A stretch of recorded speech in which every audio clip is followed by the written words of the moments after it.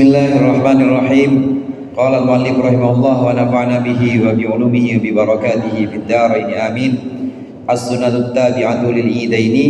Ini adalah kesunatan-kesunatan yang mengikuti dua hari raya. Di dua hari raya Idul Fitri maupun Idul Adha, maka ada beberapa amalan-amalan sunnah yang layak kita lakukan. Asal udah datang lebaran, maka amalan-amalan sunnah ini patut kita lakukan, karena inilah yang dilakukan oleh Rasulullah SAW. Dan dalam durusul fiqhiyah ini memang pembahasannya dengan dalil-dalil.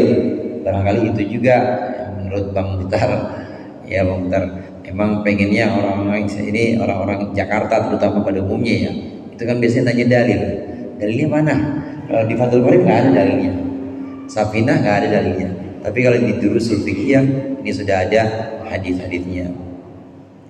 Sebagian ada yang memang riwayat hadisnya adalah syekhon, dua syekh imam hadis, yaitu Imam Bukhari dan Muslim.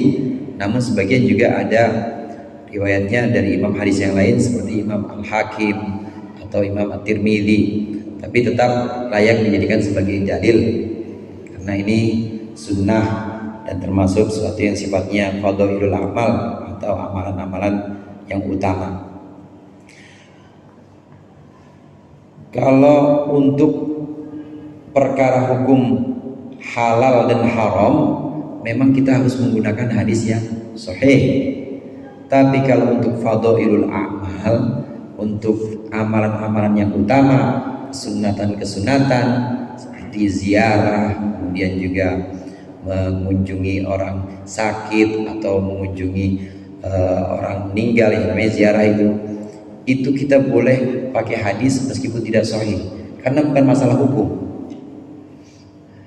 Sayyid Muhammad bin Alwi al-Maliki itu mengutip perkataan para ulama, malam halil haraman walam yuharrim halalan, selama hadis itu tidak menghalalkan yang haram dan tidak mengharamkan yang halal, maka untuk keutamaan amal, untuk amalan-amalan yang utama kita boleh ngamalin. Kan sering tuh orang-orang tanya, itu emang tahlilan apa dalilnya? Itu mah nggak perlu sahih, boleh hadis yang derajatnya di bawah sahih itu boleh digunakan, karena itu bukan menghalalkan yang haram dan bukan yang mengharamkan yang halal. Amalan-amalan sunnah yang ada pada hari raya di sini nanti kita lihat hadisnya. Ini juga termasuk hadis-hadis yang tidak dikeluarkan oleh Imam Bukhari dan Muslim. Sekedar tahu ya, kita jangan hanya kemudian Bukhari dan Muslim saja, tapi ada juga imam-imam hadis lain yang digunakan untuk amalan-amalan yang utama ini. Yusannul aklu fi idil fitri qabla sholati, disunnahkan makan pada hari raya Idul Fitri sebelum sholat. Kalau lebarannya Idul Fitri, maka sunnah kita habis subuh sebelum sholat sarapan dulu. Tepat dan matang belum tepat? Dah, potongin dah, angkat dah. Yang banyak-banyak masih tidur. Dikit aja syarat. Kalau Idul Fitri, wal imsaku fi idin nahri, dan disunahkan puasa atau imsak pada Idul Adha. Idul Nahri itu maksudnya hari raya kurban.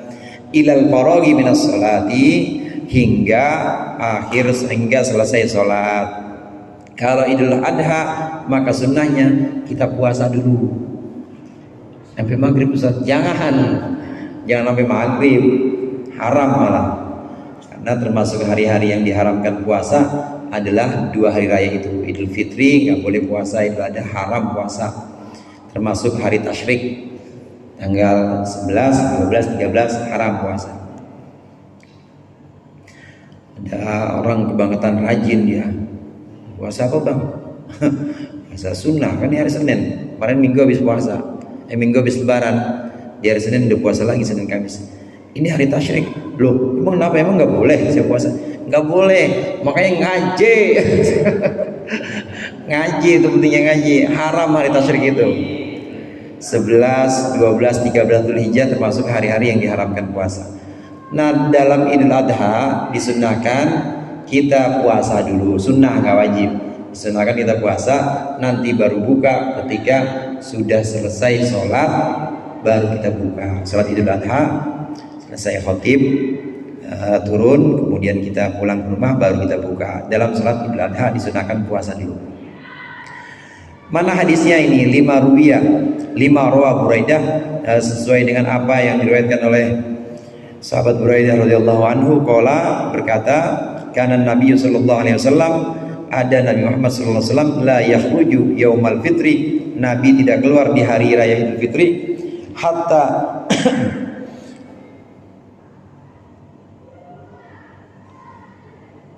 hatta yat'ama, sehingga beliau makan, wa yauman nahri la ya'kulu hatta yarji'a, dan pada hari raya Idul Adha tidaklah makan Nabi hatta yarji'a, sehingga Nabi pulang, fayakulu min nasikatihi, maka kemudian Nabi makan dari korbannya. Nasikah itu hewan sembelihan. Ini hadis riwayat Ahmad fi musnadihi wa Tirmidzi, Ibnu Majah, Ad-Daruqutni wal Hakim wa asanidu khamsah wa asanidu hasanatun. Sanadnya ini sanad bagus. Sanad yang bagus. Diriwayatkan oleh Imam Ahmad. Kita lihat di sini. Di sini Imam Ahmad, Imam Tirmidzi, Ibnu Majah, Daruqutni, Al Hakim. Enggak ada Imam Bukhari dan enggak ada Imam Muslim. Memang ulama sepakat bahwa semua yang ada dalam Sahih Bukhari itu sahih. Namun dalam Sahih Bukhari hadis ini tidak dikeluarkan. Bagaimana kita mengamalkan? Boleh.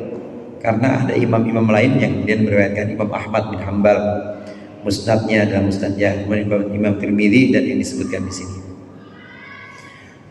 Setelah Al-Quran, kemudian dasar agama yang kedua setelah Al-Quran itu adalah hadis. Hadis itu memang ada beberapa tingkatannya.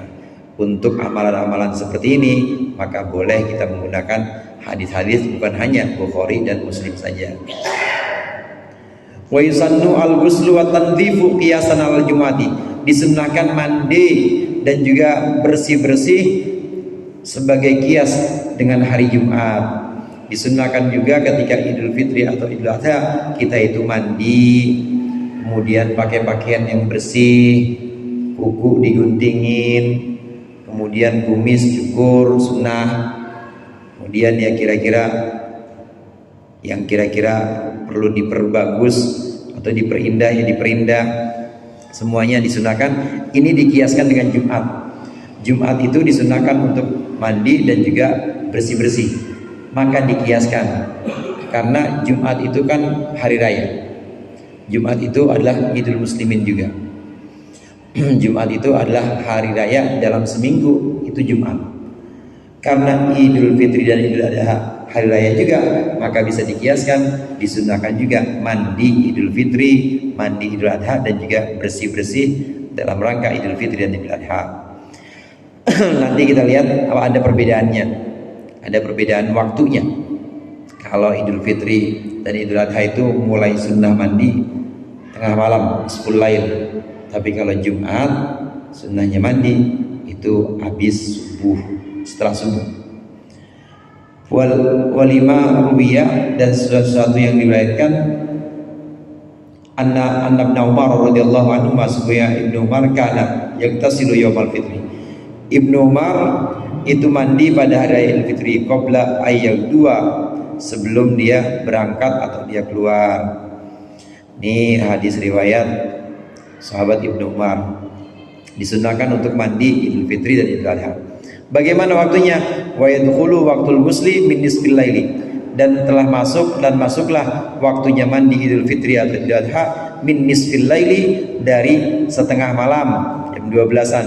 Lianna sholata, karena sungguhnya salat Idul Fitri tuqamu fi awalin nahar, dilaksanakan di awal siang, maksudnya pagi.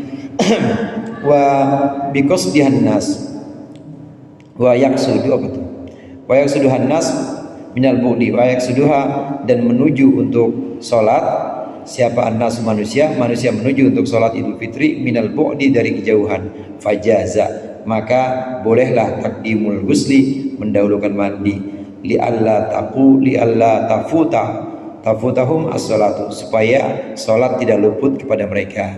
Bedanya kalau hari Jumat sunnahnya mandinya itu setelah subuh, karena sholatnya masih nanti, masih zuhur jam 12. Nah kalau mandinya tengah malam udah junub lagi ya kalau Jumat. Udah keringetan lagi maksudnya. Udah keringetan lagi, mandi tengah malam buat apa? Buat Jumatan. Ya itu mau udah berapa kali nambah kali. Keringetan lagi, masih sholatnya masih jauh, maka sunnahnya bukan tengah malam kalau Jumat, tapi habis subuh. Nah, adapun Idul Fitri, Idul Adha, maka sudah masuk kesunatannya mandinya ketika pertengahan malam jam 12-an kira-kira, itu udah boleh mandi. Kenapa demikian? Karena sholatnya lebih awal. Sholatnya kan pagi, jam 7:30, jam 7 udah mulai sholat, maka mandi. Selain itu Idul Fitri dan Idul Adha biasanya orang-orang menuju sholat itu dari kejauhan, datang dari yang jauh-jauh. Memang setiap langkah hadirin, langkah orang yang hadir sholat Jumat maupun hadir sholat Idul Fitri, ini yang hadir sholat Idul Fitri ini dihitung. Makin jauh dia menuju masjid, maka makin banyak pahala yang dicatat. Idul Fitri dan Idul Adha juga seperti itu.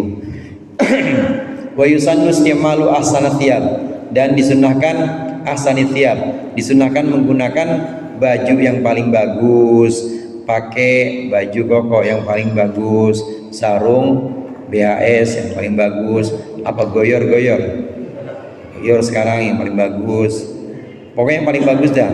Apa kudu mahal? Nggak kudu mahal ya, nggak kudu mahal, pokoknya yang paling bagus. Mahal kan beli, kalau gak beli dibagi agak mahal. Nah, pokoknya yang paling bagus disunahkan kita gunakan pada hari raya Idul Fitri. Yang namanya lebaran, namanya hari raya, masa pakai pakaian yang itu aja? Dari malam takbiran pakai itu, kemarin lagi malam 27 itu juga yang dia pakai, malam 25 itu juga gak ganti-ganti. Makanya pas lebaran hendaklah digunakan pakaian yang paling bagus. 5 sahha, karena hadis yang sahih an Ibnu Umar, juga dari Ibnu Umar qala, berkata Ibnu Umar, wajada Umar bin Khattab jubbatan min istabraqin. Sayyidina Umar menemukan satu jubah dari sutra tuba'u yang sudah dibeli. Faqala, maka berkata Sayyidina Umar, ya Rasulullah, ibta', belilah ini, atau belilah ini, belilah hadihi akan ini, taj'al, hendaklah engkau jadikan biha dengannya, dengan jubah ini, lil idi, untuk hari raya, wal wufudi, dan untuk tamu-tamu. Faqala, maka bersabda Rasulullah sallallahu alaihi wasallam, innama hadihi libasu man la khalaqa lahu, sesungguhnya ini jubah yang terbuat dari sutra ini adalah liman la khalaqalahu, libasu man la khalaqalahu, adalah pakaian orang yang tidak ada bagian baginya. Maksudnya haram kalau pakai sutra tetap. Jadi bagaimana? Bukan pakai pakaian yang mahal, bukan, tapi yang bagus. Asal bagusnya itu jangan sampai menerjang yang haram. Lebaran pengen pakaian yang bagus, laki pakai gelang emas tetap gak boleh, cincin emas tetap gak boleh. Jangan menerjang yang pakai sutra juga tetap nggak boleh. Yang dituntun di sini adalah menggunakan pakaian yang paling bagus, bukan yang paling mahal, dan juga bukan yang diharamkan. Kemudian kesunatan pada hari raya, wa yusannu dhihabu fi sholati fi tariqin warruju'i fi ukhra, warruju'u fi ukhra, warruju' aja ke dhihab. Disunnahkan pergi sholat dalam satu jalan dan pulang dari jalan yang lain. Ini pernah kita dengar juga. Sholat di Alimah misalnya, berangkatnya lewat mana? Berangkatnya sono lewat Kosrat, terpulangnya lewat Bayoran gitu. Disunahkan seperti itu ya, pokoknya nggak perlu ya, kalau jauh ya capek juga, pokoknya arahnya yang lain. Tadinya arahnya lewat sini, lewat selatan, kidul, nah pulangnya lewat utara gitu. Sunahnya yang seperti itu. lima ruya atau lima roa Jabirun, seperti hadis, karena hadis yang diriwayatkan oleh sahabat Jabir, qala, berkata sahabat Jabir, kana Nabi sallallahu alaihi wasallam idza kana yaumul id, ketika ada hari Idul Fitri atau Idul Adha, Nabi itu khalafa at-tariqa, Nabi memilih yang berlainan jalannya, jalan pergi dengan jalan pulang, dicari jalan yang berlainan. Nabi seperti itu melakukan pada hari raya Idul Fitri dan Idul Adha. Yang terakhir disunahkan pada hari raya ihya'u lailatayil idi bil ibadah, menghidupkan malam takbiran, maksudnya dihidupkan dengan ibadah. Sunnah ketika malam takbiran kita hidupkannya dengan ibadah. Yang paling dekat ya dengan zikir. Zikir yang dimaksud takbir, Allahu Akbar, Allahu Akbar, Allahu Akbar, itu. Karena yang paling utama zikir pada saat Idul Fitri dan Adha itu takbir. Bagaimana kalau mau ibadah yang lain? Boleh. Kita mau sholat hajat 12 rakaat, bagus, cakep. Kita mau sholat misalnya mutlak, boleh. Sholat taraweh dengan ada, jangan. Orang udah takbiran, sholat taraweh. Kita mau ibadah yang lain, misalnya apa? Bagiin amplop. Emang udah di ini, emang udah disiapin sama dia pengen bagi ke fakir miskin, bukan ke panitia, tapi dia emang pengen bagiin aja tuh, banyakan duitnya. Amin nggak Pak? Diajarin. Amin aja pakai diajarin.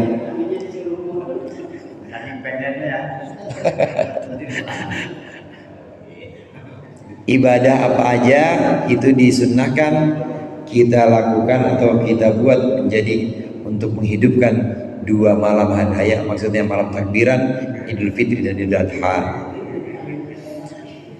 Orang yang menghidupkan malam-malam hari raya dua itu, maka hatinya tidak akan mati. Itu juga disampaikan oleh Allahyarham Mbah Mun Ki Maimun Zubair. Orang yang menghidupkan malam takbiran Idul Adha, maka hatinya tidak akan mati. Hatinya tidak akan mati itu maksudnya terang terus, buat terima nasihat gampang. Kalau ada masalah penyelesaiannya gampang, namanya terang. Orang ada masalah pusing, ada masalah kemudian susah, itu kan gara-gara hatinya gelap. Tapi kalau hatinya terang, insya Allah ada aja jalan keluar. Hadisnya ini hadisnya. Qala man ahya lailatayil id lam yamut qalbuhu yawmani tadini lam yamut qalbuhu yawma tamutul qulub. Siapa yang menghidupkan lailatayil id, dua malam hari raya Idul Fitri dan Idul Adha, lam yamut qalbuhu, maka hatinya tidak akan mati. Yauma tamutul qulub, di mana hati-hati pada mati semua. Orang-orang yang hatinya mati itu yang susah menerima nasihat, yang dikit-dikit pusing. Kadang-kadang ada yang karena pusing dia sampai bunuh diri atau sampai berantem dan lain sebagainya. Naudzubillah, itu karena hatinya gelap, hatinya mati. Tapi orang yang menghidupkan malam hari raya, maka hatinya tidak akan mati, akan terang terus hatinya. Mudah-mudahan kita bisa mengamalkannya di hari raya dan juga tentu di hari-hari kita lakukan kesunahan-kesunahan yang dianjurkan oleh agama. Demikian, mudah-mudahan bermanfaat. Allahul muwaffiq ila aqwamit thoriq. Assalamualaikum warahmatullahi wabarakatuh.